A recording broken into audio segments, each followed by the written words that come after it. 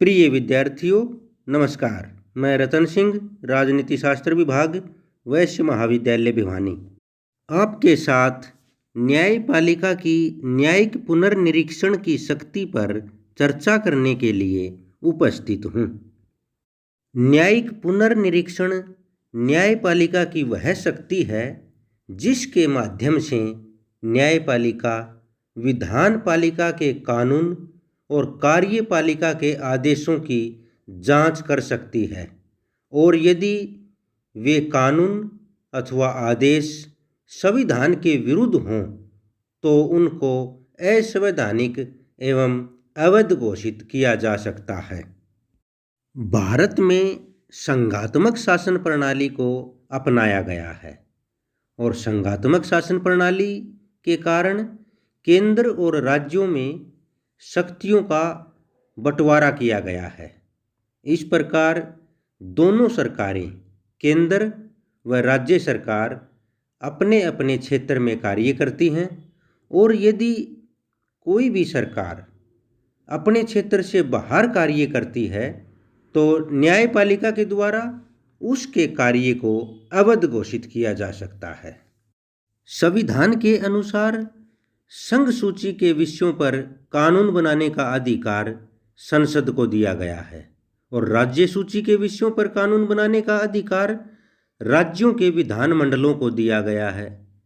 यदि संसद या राज्यों के विधानमंडल अपने अधिकार क्षेत्र से बाहर होकर कोई कार्य करते हैं तो सर्वोच्च न्यायालय उनके ऐसे कार्यों को असंवैधानिक घोषित कर सकता है। और दूसरी बात, भारतीय संविधान में नागरिकों को मौलिक अधिकार प्रदान किए गए हैं, और इन मौलिक अधिकारों की सुरक्षा की जिम्मेदारी सर्वोच्च न्यायालय को दी गई है। यदि संसद और राज्यों के विधानमंडल मौलिक अधिकारों के विरुद्ध कोई कानून बनाते हैं तो सर्वोच्च न्यायालय उस कानून को रद्द कर सकता है। इस प्रकार सर्वोच्च न्यायालय को संविधान का संरक्षक होने के नाते न्यायिक पुनर्निरीक्षण का अधिकार प्राप्त है, और इस अधिकार के अंतर्गत वह संसद तथा राज्य विधानमंडलों द्वारा बनाए गए कानूनों की पुनः छानबीन कर सकता है तथा उनको असंवैधानिक अथवा नियम विरुद्ध घोषित कर सकता है। इस प्रकार सर्वोच्च न्यायालय संविधान का संरक्षक तथा संविधान की अंतिम व्याख्या करने वाली संस्था है।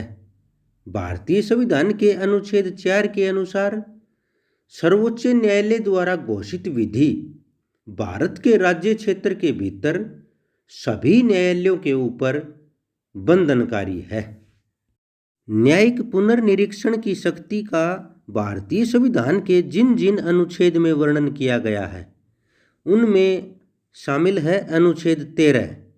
अनुच्छेद 13 में स्पष्ट रूप से लिखा गया है कि देश में लागू ऐसा प्रत्येक कानून या फिर भविष्य में बनने वाला प्रत्येक कानून जो मौलिक अधिकारों के साथ मेल नहीं खाता, वह कानून रद्द समझा जाएगा। अनुच्छेद 32 में सर्वोच्च न्यायालय को मौलिक अधिकारों को लागू करने की शक्ति प्रदान की गई है। लेकिन यहाँ पर एक बात और स्पष्ट करना जरूरी है कि भारतीय संविधान के द्वारा मौलिक अधिकारों पर कुछ प्रतिबंध भी लगाए गए हैं, और इनके माध्यम से सरकार नागरिकों के मौलिक अधिकारों पर सीमा लगा सकती है।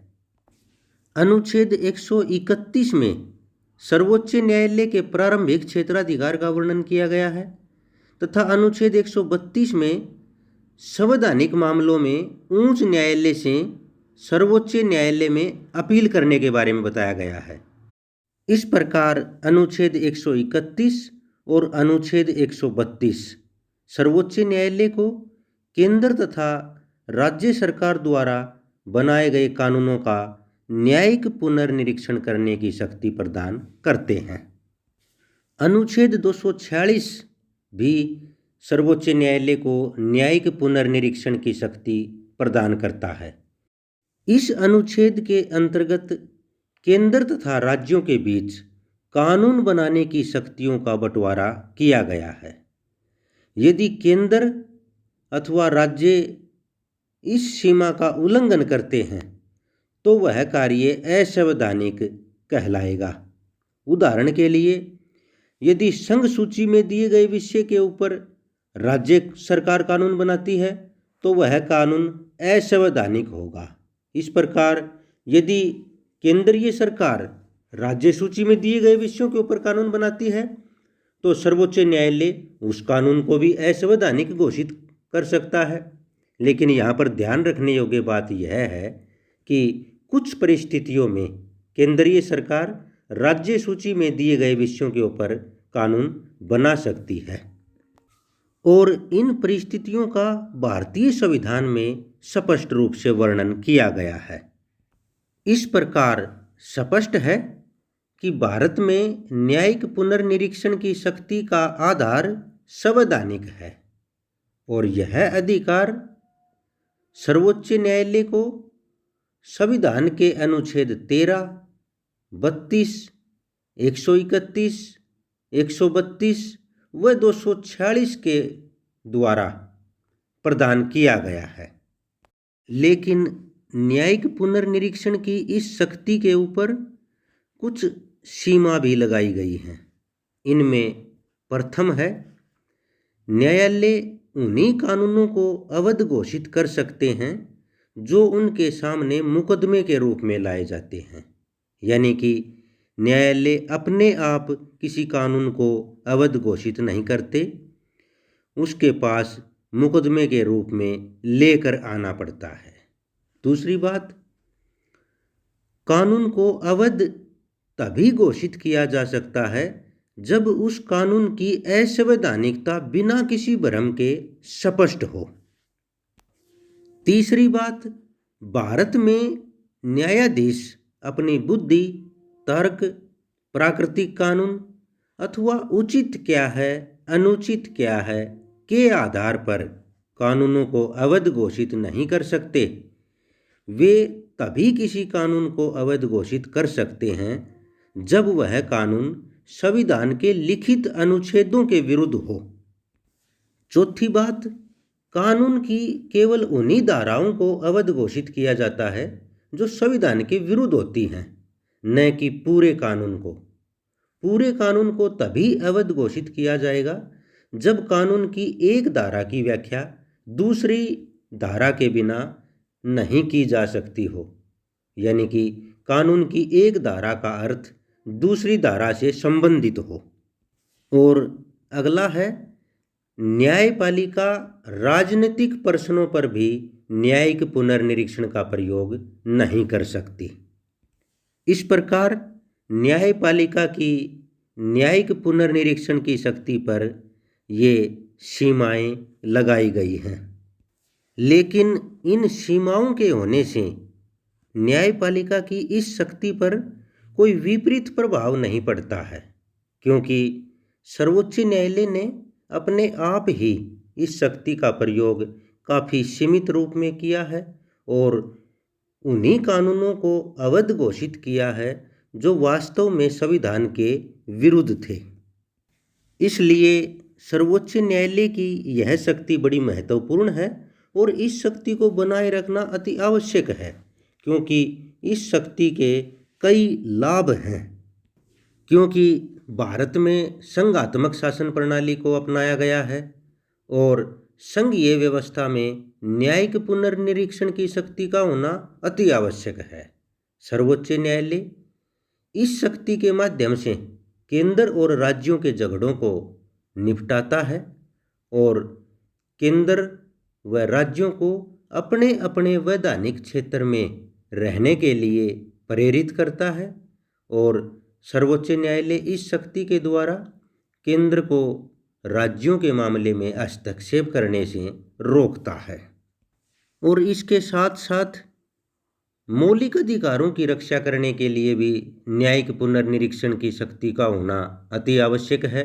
सर्वोच्च न्यायालय न्यायिक पुनर्निरीक्षण की शक्ति के द्वारा नागरिकों को विधानपालिका और कार्यपालिका के अतिक्रमणों से बचाता है। यदि विधान पालिका का कानून या कार्यपालिका का आदेश नागरिकों के मौलिक अधिकारों का उल्लंघन करता है तो सर्वोच्च न्यायालय उस कानून को रद्द कर सकता है। इसके अलावा सर्वोच्च न्यायालय न्यायिक पुनर्निरीक्षण की शक्ति के माध्यम से संविधान की व्याख्या करके संविधान को बदलती हुई परिस्थितियों के अनुकूल विकसित होने में भी सहायता देता है।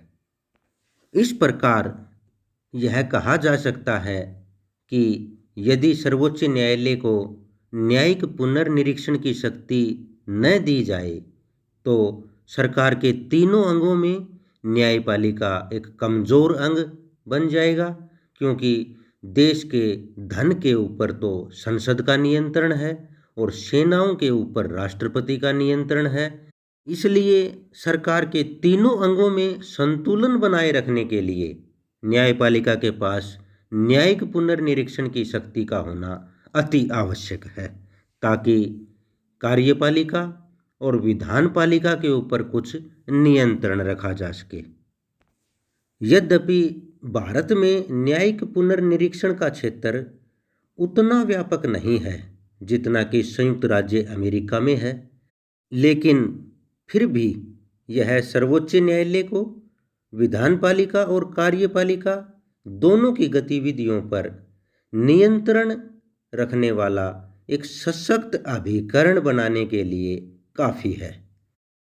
इसमें कोई संदेह नहीं है कि भारतीय संविधान के द्वारा मौलिक अधिकारों में परिवर्तन करने का अधिकार संसद को दिया गया है, लेकिन यह बात भी स्पष्ट है कि संसद द्वारा मौलिक अधिकारों में किया गया परिवर्तन युक्ति संगत और उचित होना चाहिए और संविधान के अनुच्छेदों की दृष्टि से कोई कानून उचित है या अनुचित है, इस बात का निर्णय करना सर्वोच्च न्यायालय का कार्य है।